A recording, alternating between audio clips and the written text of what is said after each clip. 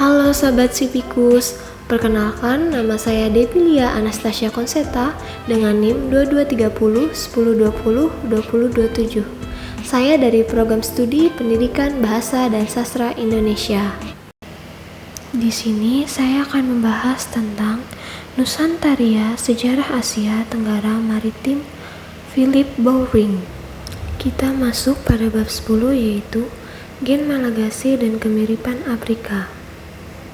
Keahlian pelayaran dan perdagangan membawa orang Nusantara bermukim di Madagaskar, meninggalkan jejak di Afrika dan menjadi pemain dalam perdagangan tiga arah di seberang Samudra Hindia. Yang pertama, para penjelajah dari Borneo. Kenyataannya bahwa bahasa Barito dari Borneo menjadi akar bahasa di Pulau Madagaskar, yang besar tadinya berpenduduk sangat sedikit, menunjukkan bahwa orang Borneo pasti datang dalam jumlah yang besar, dan bahwa penduduk pantai berhubungan dengan satu sama lain dengan perahu sama seperti yang mereka lakukan di Nusantara. Lalu yang kedua, segitiga perdagangan Samudra Hindia.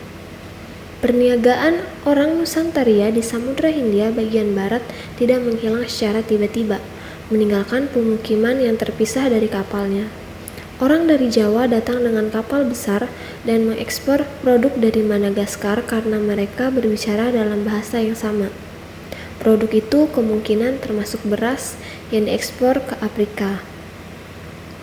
Lalu yang ketiga, tambang dan gambang. Pertambangan emas di negeri emas yakni dataran tinggi Zimbabwe yang memiliki akses ke sungai dari pantai. Pertambangan di era itu yakni dimulai pada abad ke-6 Masehi dan mencapai puncaknya pada abad ke-10 Masehi.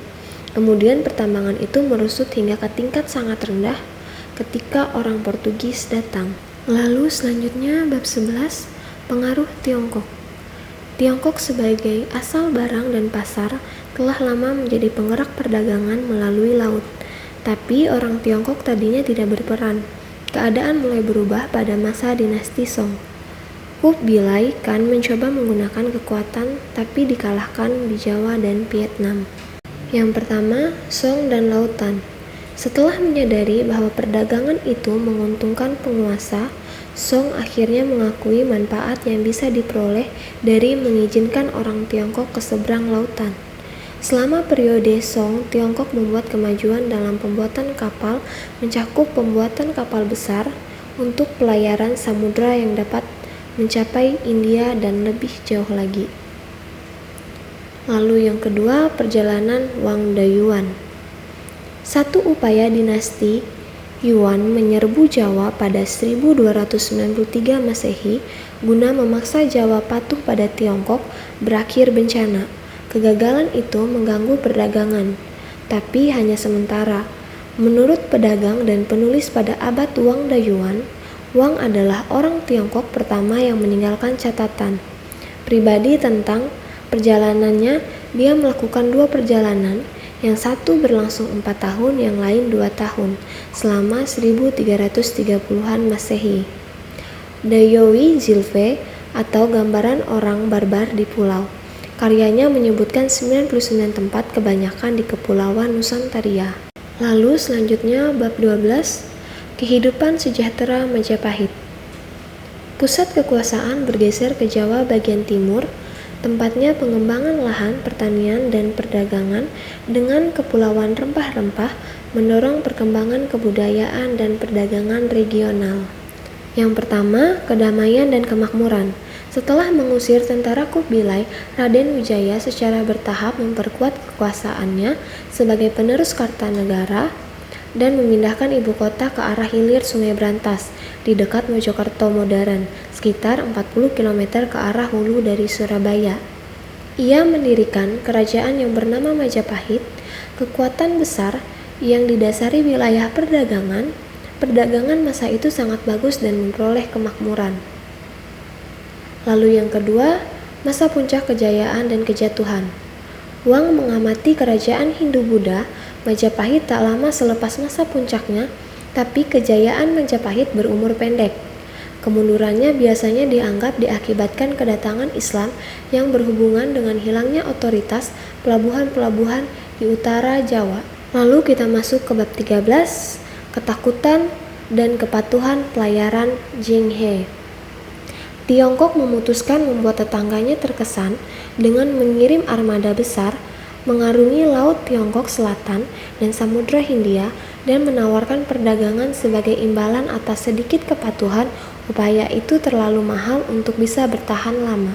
Yang pertama, hubungan erat antara perdagangan dan ekspansi koloni.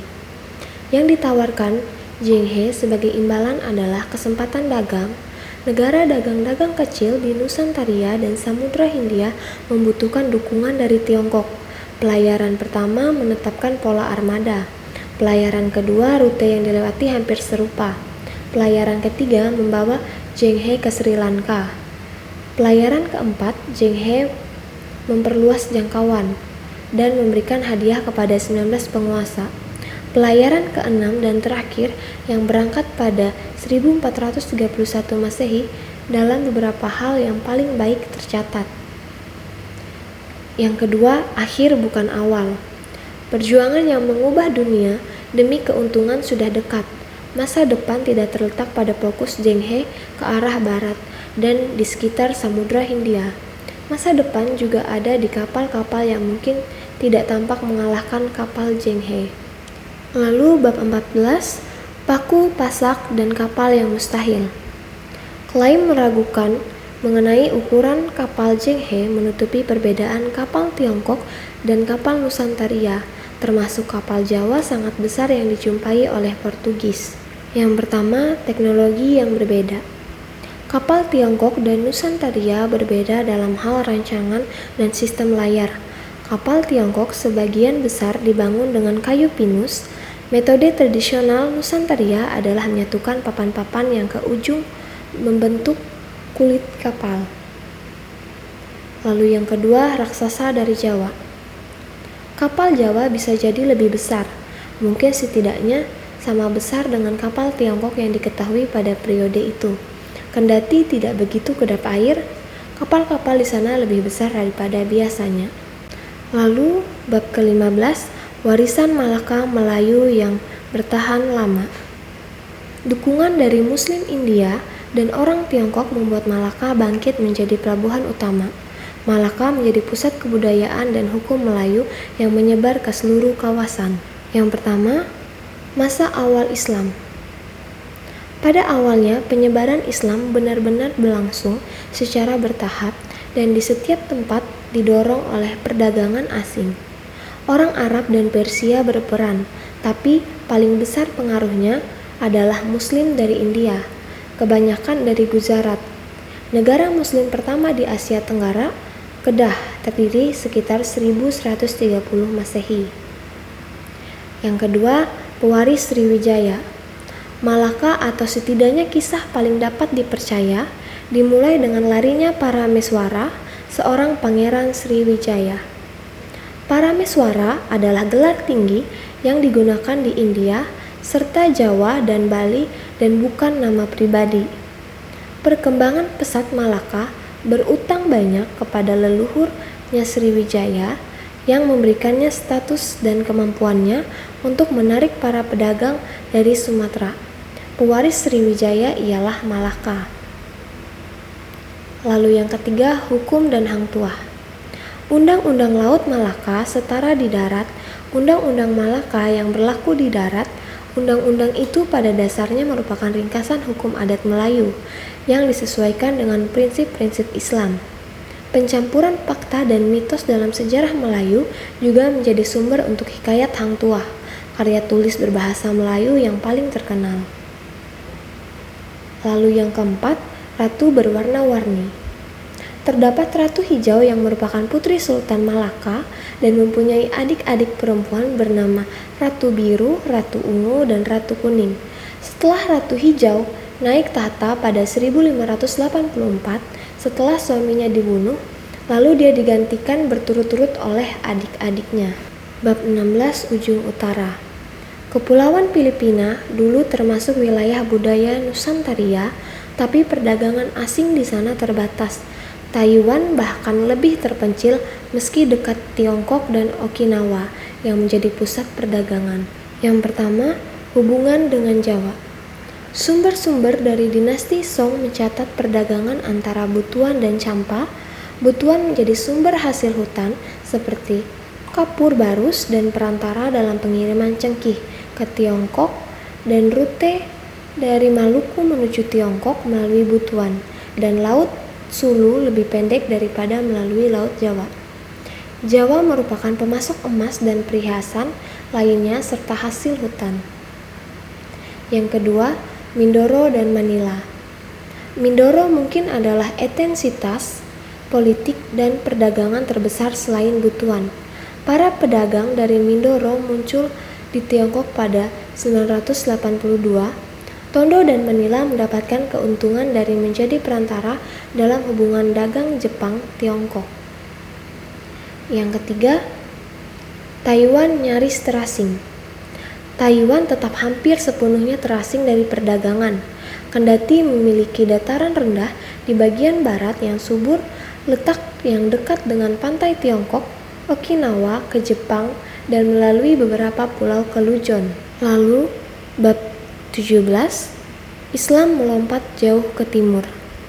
Jatuhnya Malaka ke tangan Portugis pada 1511 memicu migrasi Muslim yang bersama para pedagang India, Persia, Tiongkok, dan Muslim lainnya membangun kesultanan-kesultanan yang menaklukkan atau menduduki kerajaan-kerajaan Hindu.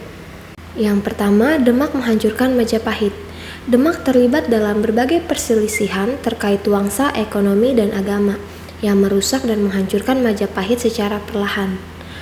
Yang kedua, pengaruh Sufi. Salah satu faktor penting dalam penyebaran Islam, khususnya di Jawa, adalah bahwa Sufisme Sunni menjadi aliran yang dominan. Sufisme yang ditemukan dalam Islam Sunni dari Syiah terkadang lebih mengutamakan aspek hukum Islam.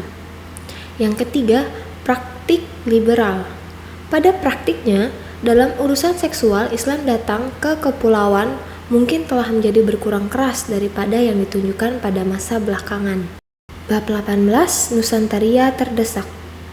Kedatangan pedagang Portugis, Spanyol, Belanda, dan Inggris secara berturut-turut memiliki beragam dampak terhadap kawasan Nusantaria dan para penguasanya. Namun di semua tempat mereka melemahkan peran orang Nusantaria dalam perdagangan. Yang pertama, ke Okinawa dan Jepang. Perdagangan rempah ke Eropa, ke Tiongkok dan Jepang. Meski bahasa dan budaya Ryukyu dekat dengan Jepang, Ryukyu sangat dipengaruhi oleh Tiongkok selama periode Yuan dan Ming.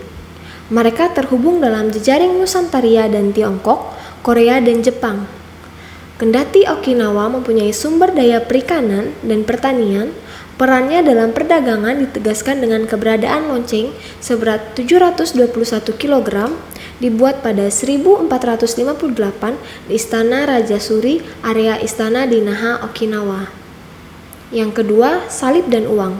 Toyomi menindak umat Kristen, beberapa orang disalib, sekte dan gereja-gerejanya umum diberangus. Belanda yang kaya karena perdagangan di Eropa Utara dan terutama Baltik punya niat selain menyebarkan agama Kristen. Mereka memiliki ambisi, keahlian, pelayaran, uang, dan negara yang dijalankan oleh para pedagang. Yang ketiga, Taiwan lebih dulu daripada Tiongkok. Ketertarikan bangsa-bangsa Eropa terhadap Taiwan menjadi pengingat akan kurang pentingnya Taiwan selama 2000 tahun atau lebih. Belanda mendorong migrasi dari Tiongkok pada 1650, 15% dari jumlah penduduk Taiwan, setidaknya di era dataran rendah, dilaporkan sebagai orang Tiongkok. Yang keempat, persaingan tanpa akhir. Perlawanan setempat yang besar terhadap Belanda dilakukan Sultan Agung dari Mataram pada 1629. Dia mencoba mengusir Belanda dari Banten. Serangannya itu digagalkan tapi oleh kekuatan Belanda. Yang kelima, Jawa bergejolak. Orang-orang Jawa membenci orang-orang asing itu dan jarang diam saja dalam waktu lama. Orang Jawa, Bugis dan lainnya yang benci imigrasi dari Tiongkok bergabung dalam apa yang menjadi pembantaian ribuan orang Tionghoa. Demikianlah yang dapat saya sampaikan.